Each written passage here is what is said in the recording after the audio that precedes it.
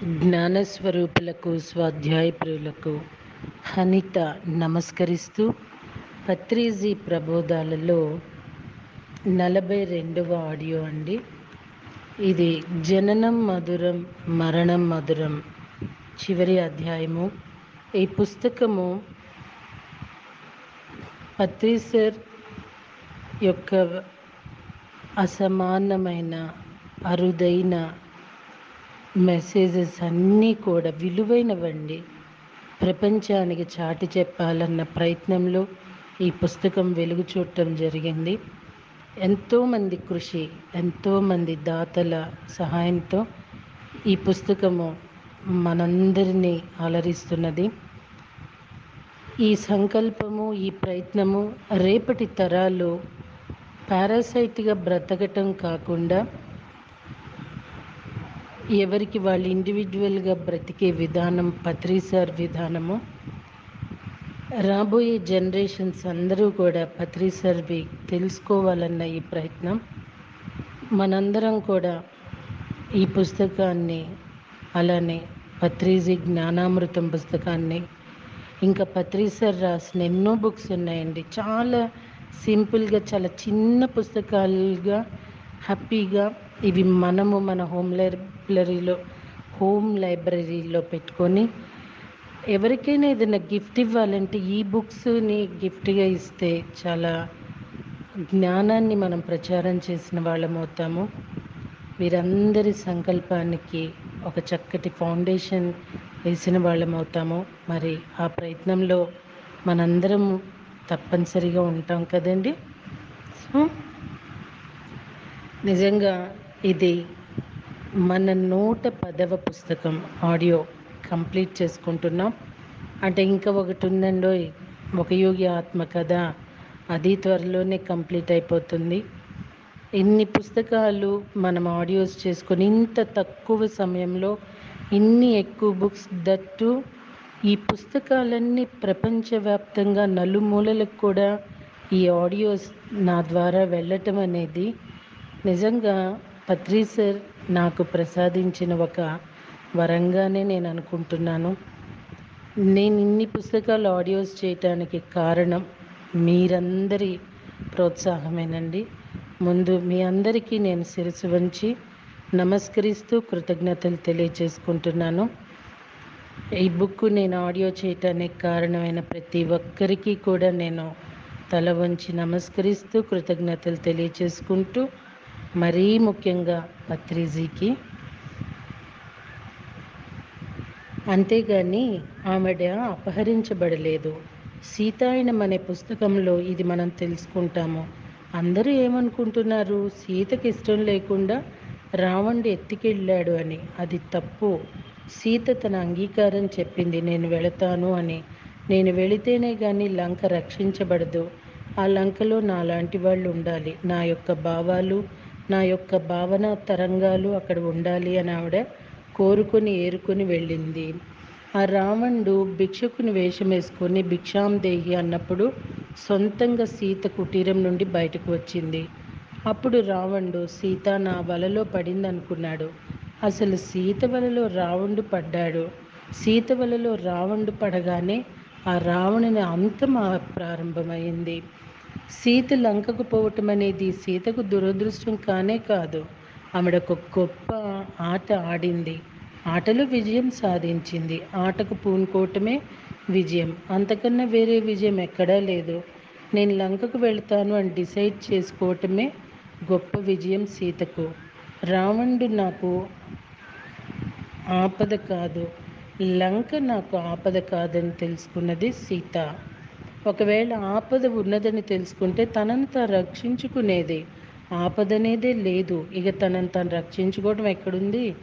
లక్ష్మణుడు కుటీరం నుంచి బయటకు రావద్దని చెప్పినా కూడా ఈమె బయటకు వచ్చింది. ఆ దొంగ సన్యాసికి భిక్ష ఇవ్వటం కోసం వాడు ఎత్తికెళతాడని సీతకు ముందే తెలుసు. వాడి చేత తాను లంకలో ప్రవేశించదలుచుకుంది. తన తరంగాలు లంకలో పెట్టాలనుకుంది. సంవత్సరం పాటు పెట్టింది. దానితో లంక దహనం ప్రారంభమైంది. లంక అంతం ప్రారంభమైంది. ఆవిడ వెళ్తూనే రాక్షసుల అంతం ప్రారంభమైంది. ఈవిడ వెళ్ళకపోతే వాళ్ళ అంతం జరిగి ఉండేది కాదు. సీతే తన సొంతంగా బయలుదేరి వెళ్ళి ఏదైనా ఆపద అనుకుంటున్నారో అందులోకి స్వేచ్ఛగా వెళ్ళిపోయింది. మై డియర్ ఫ్రెండ్స్, ఆధ్యాత్మికతలో ఈ రక్షణ అనే విషయం ప్రస్తావన రాదు. ప్రాపంచికంగా కేవలం ప్రాపంచిక దృక్పథంలో మాత్రమే మనకు రక్షణ కావాలి అని అనిపిస్తున్నది. ప్రతి దానికి రక్షణ, కరోనా నుంచి రక్షణ, ముసలితనం నుంచి రక్షణ, అవమానం నుంచి రక్షణ, లేమితనం నుండి రక్షణ, అన్నిటికీ మనకి రక్షణ రక్షణ రక్షణ రక్షణ. చావు నుంచి రక్షణ కావాలనుకుంటాము. ప్రాపంచిక అన్నది ఆపదనే చూస్తుంది, ఆధ్యాత్మిక అన్నది ఆపద రాహిత్యాన్ని చూస్తుంది.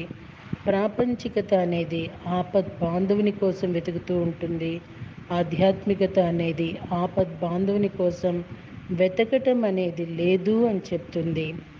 ఎవరు ఎవరిని రక్షించరు, ఎవ్వరు ఎవరిని భక్షించరు. ఆత్మ భక్షింపబడదు, ఆత్మ రక్షణ కోరుకోదు. మనకి రక్షణ అవసరమే లేదు, ఎందుకంటే భక్షణ అనేది లేదు. ఇక రక్షణ అవసరం ఎక్కడి నుండి వస్తుంది? ఎంతవరకు అయితే మనం ఆపద లేదు అని తెలుసుకుంటామో అంతవరకు మనం ఆధ్యాత్మికులం. ఇన్జస్టిస్ అంటే అన్యాయం, ట్రాజడీ అంటే ఒక గొప్ప తిరస్కారం, అవమానం. ఈ తిరస్కారం, అవమానం నువ్వెంత ఉంది అనుకుంటావో నీకంత అజ్ఞానం ఉందన్నమాట. అనగనగా రాగమతిశయిలించునుండు, తినగ తినగ వేము తీయనుండు. నీవు ఆత్మవు, నీవు ఆత్మవు అని వింటుంటే దానిని స్వాధ్యాయం చేస్తుంటే దాని అనుభవం ధ్యానంలో మనం తెచ్చుకుంటూ ఉంటే మనకు సర్వం అర్థమవుతూ ఉంటుంది. అజ్ఞాని క్రమేపీ మహాజ్ఞాని అయిపోతుంటాడు. పిల్లవాడు పెద్దవాడైనట్టు. ఏ క్షణంలో పిల్లవాడు పెద్దగా అయ్యాడు, ప్రతి క్షణం పెద్దగా పెరుగుతూనే ఉన్నాడు. అలాగే ప్రతి క్షణంలో ఆత్మ తనని తాను తెలుసుకుంటూనే ఉంటుంది. అలా తెలుసుకుంటూనే ఉంటుంది ఆత్మ. ఈ క్రమంలో మనం ఉన్నవారము. ఏ లోకంలోనైనా, భూలోకంలో ఉన్న, భువర్లోకంలో ఉన్న, సువర్లోకంలో ఉన్న, జనాలోకంలో ఉన్న, ఏ లోకంలో ఉన్నా మనల్ని మనం తెలుసుకుంటూనే ఉన్నాం. మరింతగా మనలో అభివృద్ధి జరుగుతూనే ఉంది. అభివృద్ధి పదంలో లేని ఆత్మ లేదు. ఏ లెవెల్లో ఉంటే బి లెవెల్కి ఎదుగుతున్నాం, బి లెవెల్లో ఉంటే సి లెవెల్కి ఎదుగుతున్నాం, సి లెవెల్లో ఉంటే డి లెవెల్కి ఎదుగుతున్నాం. మనం ఇలా ఎదుగుతూనే ఉన్నాము. మన స్థాయిలో మన అనుభవాల పరంపర ద్వారా, మనకు జరిగే మాన అవమానాల పరంపర ద్వారా, మన కలిమి లేమి పరిస్థితుల ద్వారా, మన పుట్టుట గిట్టుట ద్వారా మన అనుభవాలు సంపాదించుకుంటున్నాము. ప్రతి అనుభవము మనకు జ్ఞానమే ఇస్తుంది, అనుభవమే ఇస్తుంది, అనుభవమే జ్ఞానము. ఒక పరిస్థితి నీవు అనుభవిస్తున్నావంటే అందులో నుంచి నీకు జ్ఞానం వస్తూనే ఉంది. ఒక పరిస్థితిని అనుభవిస్తూ అందులో నుండి జ్ఞానము స్వీకరించకుండా ఎప్పుడూ ఉండవు నీవు. ప్రతి అనుభవంలో నుంచి ఒకానొక జ్ఞానం మనం సేకరించుకుంటూనే ఉంటాము. ప్రతి జన్మ ఒక మహా అనుభవాల పుట్ట. అలాంటి జన్మలు మనం ఎన్నో తీసుకున్నాము. ప్రతి జన్మలో హిమాలయాలంత అనుభవాలు సంపాదించుకుంటున్నాము. హిమాలయాలంత అనుభవాలు ప్రతి ఆత్మకు ప్రతి జన్మలో వస్తూనే ఉంటాయి. అలా ఎన్నో జన్మలెత్తిన ఆత్మ ఎన్నో హిమాలయాలంత అనుభవాలు సంపాదించుకొని చివరకు సుజ్ఞాని అవుతుంది, మహాజ్ఞాని అవుతుంది, మహాపరిజ్ఞాని అవుతుంది. ఆ మహాపరిజ్ఞానంలో ఓలలాడుతుంది. అన్ని జన్మలెత్తి అన్ని అనుభవాలు తీసుకొని అన్ని పాఠాలు నేర్చుకున్నప్పుడు ఇంకా ఆత్మ మహాపరిజ్ఞాని కాకుండా ఎందుకుంటుంది? మళ్ళీ మళ్ళీ మనం తెలుసుకోవాల్సిన విషయం ఏమంటే ఆపద అనేది ఎక్కడా లేదు, అన్యాయం అక్రమం అన్నది ఎక్కడా లేదు, ట్రాజడీ అన్నది ఎక్కడా లేదు. The mark of your ignorance is the depth of your belief in justice and tragedy. నీకు అన్యాయం జరిగింది అనుకుంటున్నావు నీవు, అది పొరపాటు సుమి. నీవు దురదృష్టవంతుడు అనుకుంటున్నావు, అది పొరపాటు సుమి.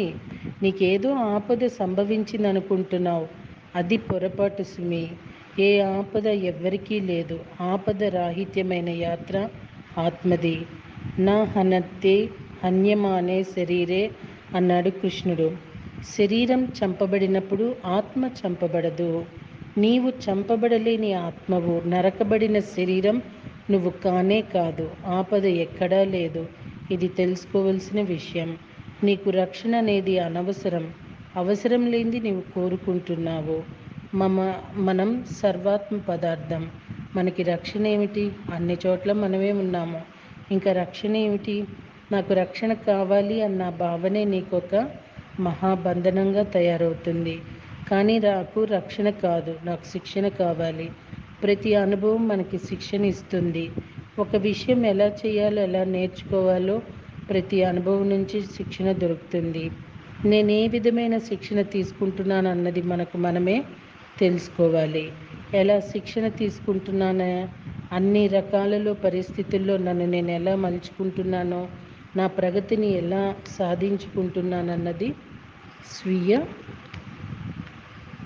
శిక్షణ. ప్రతి విషయం మనకి రక్షణకు సంబంధించిన విషయం కాదు, మన శిక్షణకు సంబంధించిన విషయం అది. ఒకానొక పాఠం నేర్చుకోవటం కోసం వచ్చిన ఒకానొక అనుభవం అది. సంగీతం నేర్చుకునేవాడు సంగీతం రాని దశ నుంచి మెల్లిమెల్లిగా సంగీతం నేర్చుకుంటూ ఎన్ని రాగాలు, ఎన్ని తాళాలు, ఎన్ని శృతులు, ఎన్ని లయలు, ఎన్ని కీర్తనలు అన్నీ నేర్చుకోవాలి కదా. అలాగే ప్రతి అనుభవం నుంచి ఎన్ని పాఠాలు నేర్చుకుంటాడు. జీవిత అనుభవాల్లో నుంచి జీవిత పాఠాలు, ఆత్మ యొక్క పాఠాలు నేర్చుకుంటూనే ఉంటాడు జీవుడు. ఆ జీవుడు ప్రకృతి అనుసంధానంతో ఎన్నో జన్మలు ఎత్తి ఎత్తి చివరకు ప్రకృతిని అధిగమించి దేవునిగా తయారవుతాడు. అనుభవాల పరంపరతో ప్రకృతికి లోబడిన ఆత్మస్థితి నుంచి ప్రకృతి నుంచి బయటపడిన ఆత్మగా తయారవుతాడు.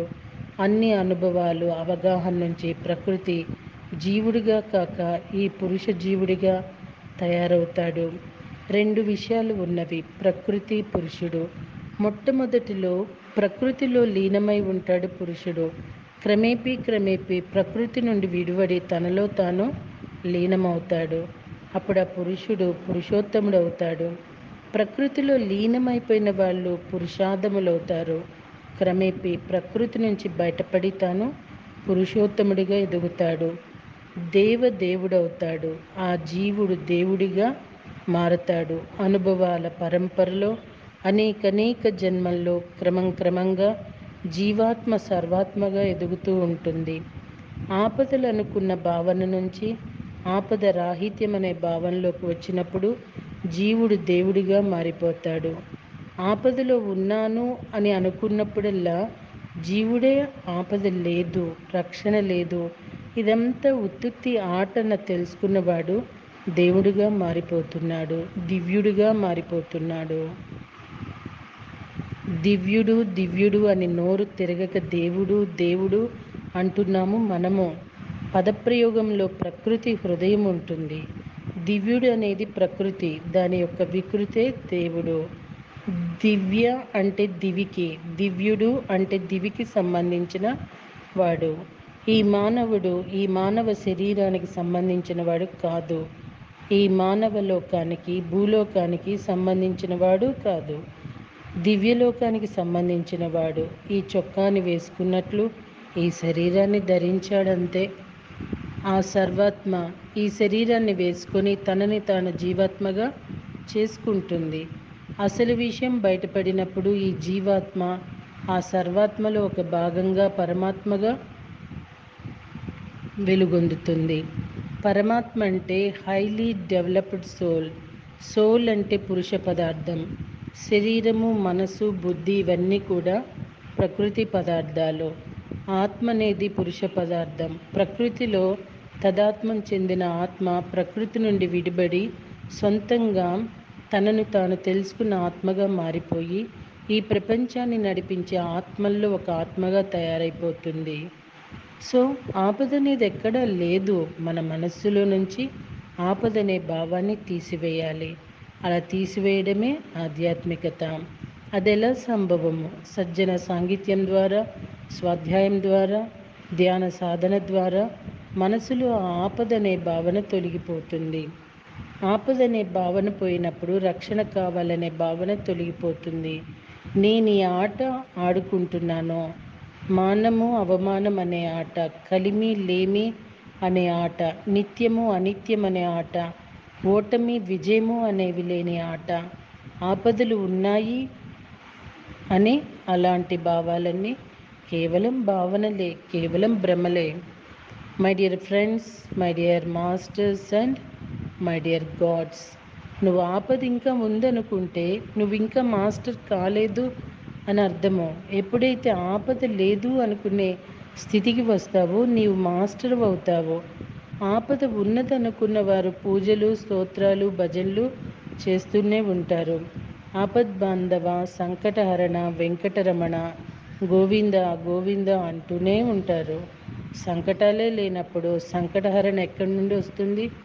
ఆపదే లేనప్పుడు ఆపద్బాంధవుడు ఎక్కడ? ఇదే అభిప్రాయాన్ని శంకరాచార్యులు వారు చెప్పారు భజగోవిందంలో. వయసి గతే కః కామామి కారః శుష్కే నీరే కః కాసారః క్షీణే విత్తే కః పరివారో జ్ఞాతే తత్వే కః సంసారః. నీవు తత్వం తెలుసుకున్నప్పుడు, అదే నీవని తెలుసుకున్నప్పుడు ఇక సంసారం ఎక్కడ ఉంది? సంసారంలో దుఃఖాలు ఎక్కడ ఉన్నాయి? ఆపదలు ఎక్కడ ఉన్నాయి? ఆపదలు లేవు, దుఃఖాలు లేవు. జ్ఞాతే తత్వేక సంసార. ఆ తత్వం తెలుసుకోవాలి. తత్వం అదే, నీవు ఇది కాదు, అదే అని నీవు తెలుసుకున్నప్పుడు నీవు సంసారంలో ఉంటావు. కానీ ఆ సంసారమే లేదు. సంసారంలో మునిగి తేలుతూ సంసారంలో లేని వస్తువుగా నిన్ను నువ్వు చూసుకుంటావు. నేను మునిగిపోతున్నానని కేకలు వెయ్యకు. ఎందుకంటే మునిగిపోవటమే లేదు. ఆత్మవత్ ఉన్నావు. నువ్వు అదే అని తెలుసుకున్నప్పుడు ఇంకా మునిగిపోవటం ఎక్కడుంది? ఆ మునిగిపోతుంటే అది ఒక అనుభవంలో తీసుకుంటావు, కానీ అది ఆపదలో తీసుకోవు. రక్షణ కోసం కేకలు పెట్టవు. ఆ చావు ఎలా వస్తుందో ఆ అనుభవాన్ని నీవు స్వీకరిస్తావు. ఎలా శరీరంలో నుంచి బయటకు ఆత్మ వెళుతుందో చూస్తావు. నేను శరీరం నుంచి బయటకు వచ్చేసాను, ఆ సిల్వర్ కార్డ్ తెగిపోయిందంటూ నవ్వుతూ ఉంటావు. ఇంతలో ఇద్దరు వస్తారు. రండి స్వామి, మన లోకానికి మనం వెళదాం, మీ టైం అయిపోయింది అన్నప్పుడు సరే పద, మన లోకానికి తీసుకెళ్ళండి, వెళ్దాం పద అంటావు. నీ అనుభవం చక్కగా అనుభవిస్తూ ప్రయాణిస్తావు. అంతేకాని వెనుకకు తిరిగి చూడవు. నీవు వదిలేసిన శరీరం వైపు జాలిగా చూడవు. ఏ లోకం సరైనదో ఆ లోకానికి మనం వెళతాము. అక్కడ మన తోటి ఫ్రెండ్స్, భూలోకంలో ఉన్నవాళ్ళు, వారి వారి శరీరాలను వదిలిపెట్టి వచ్చిన వారు కలిసి, ఓహో నువ్వు ఇక్కడ ఉన్నావా, నేను నిన్ను మళ్ళీ కలుస్తాననుకోలేదు, ఎంత బాగుందో అని మళ్ళీ కలుసుకున్నందుకు అక్కడ సంబరాలు జరుగుతాయి. అందరూ భూలోకంలో బ్రతికి ఉన్నప్పుడు కలుసుకున్నారు, మళ్ళీ స్వర్గంలో చనిపోయి కలుసుకున్నారు. కృష్ణుడు అర్జునుడితో ఆపద ఎక్కడుంది? హతావో ప్రాపస్య స్వర్గం. నువ్వు చనిపోతే స్వర్గలోకం వెళతావు నాయన, నీవు గెలిస్తే ఈ లోకమంతా నీదే అని చెప్తాడు. కనుక అర్జున, లే, గాంధీవం పట్టుకో, యుద్ధం చేయి. చస్తావో చంపుతావో నీ ఇష్టం, ఏదైనా ఒకటే, దేనికైనా లాభమే. అన్ని పరిస్థితులు లాభానివే. ఎటు నుంచి చూసినా లాభమే ఉంది, ప్రగతే ఉంది, అనుభవమే ఉంది, జ్ఞానమే ఉందని కృష్ణుడు బోధ చేశాడు. నీ ఇష్టం వచ్చింది చెయ్యబోయ్ అన్నది భగవద్గీత. ఆపద లేదు కదా, నీ ఇష్టం వచ్చినట్టు నువ్వు చెయ్యి. యథేచ్ఛసి తదా కురు. నువ్వు బౌలింగ్ ఫుల్ టోస్ వేస్తావా, యార్కర్ వేస్తావా, రౌండ్ ద వికెట్ వేస్తావా, ఫేస్ వేస్తావా, ఓవర్ ద వికెట్ వేస్తావా, నీ ఇష్టం, ఏదైనా వెయ్యి. నీ ఆట నువ్వు వాడుకో, ఎంతకాలమైనా నీ ఆట నువ్వు వాడుకో. ఏ ఆపద లేదు నీకు. మనసులో నుంచి ఆపదలో ఉన్నావు, నాను రక్షణ కావాలన్న భావన తీసేయి. ఒకవేళ నీకు ఆ భావన ఉంటే నువ్వు ఇంకా బంధనంలోనే ఉన్నట్లు లెక్క. నీ యొక్క భావనే నీకు బంధనంగా తయారైంది. ఈ రాఖీ పండుగ సందర్భంగా, రక్షాబంధన్ సందర్భంగా రక్ష అనేది లేదు, బంధనం అనేది లేదు అనే విషయాన్ని తెలుసుకుంటున్నాం ఈరోజు. మధురం మధురం అంతా మధురం, దేహం మధురం, ఆత్మ మధురం, పుష్పం మధురం, మధువ మధురం, కలిమి మధురం, లేమి మధురం, నిత్యం మధురం, అనిత్యం మధురం, జననం మధురం, మరణం మధురం, మానం మధురం, అవమానం మధురం, కామం మధురం, అర్థం మధురం, ధర్మం మధురం, మోక్ష మధురం, గాన మధురం, ధ్యాన మధురం, త్రినేత్రం మధురం, ఆత్మాయణం మధురం, మధురం మధురం, అంతా మధురం. మై డియర్ ఫ్రెండ్స్, అంతా మధురమే. ఇక ఆపద ఎక్కడ ఉంది, దుఃఖం ఎక్కడుంది, సంసారం ఎక్కడుంది, అన్యాయం ఎక్కడుంది, అక్రమం ఎక్కడ ఉంది? ఆధ్యాత్మికతలో అక్రమాలు లేవు, అన్యాయాలు లేవు. ఖుదాకే దునియా మే నదేర్ హై, నా దేర్ హై. ఇన్సాన్ కి దునియా మే దేర్ కి హై, అందేర్ బి హై. ఆ దేవుని రాజ్యంలో ఆలస్యం అనేది ఎక్కడా లేదు. ఎందుకంటే సమయమే లేదు, సమయం అన్న భావనే లేదు. ఎక్కడ చీకటి అన్నది లేదు, అంతా వెలుతురే. ప్రాపంచికత అన్నది చీకటి వెలుతుర్ల సంగమం. కానీ ఆధ్యాత్మిక అన్నది కేవలం వెలుతుర్లో ఉన్న ప్రకాశవంతమైన పరిస్థితి.